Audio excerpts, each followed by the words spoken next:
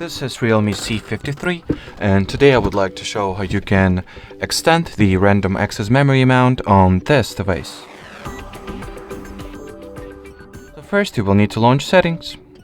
Onwards go for the About Phone category, that's the very last one you'll find. Then open the RAM page by tapping on it, and here turn on the RAM expansion toggle.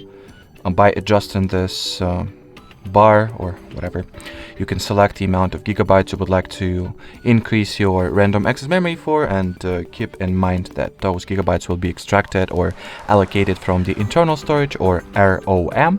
Thus, basically you're selecting how many gigabytes of device storage you're ready to sacrifice in the name of additional RAM, pretty much. I can just go with 6 for example. Then in order for those changes to be properly applied or simply take effect, you will need to reboot or restart your device. And that will be it. So thanks for watching, thanks for your attention, and bye bye.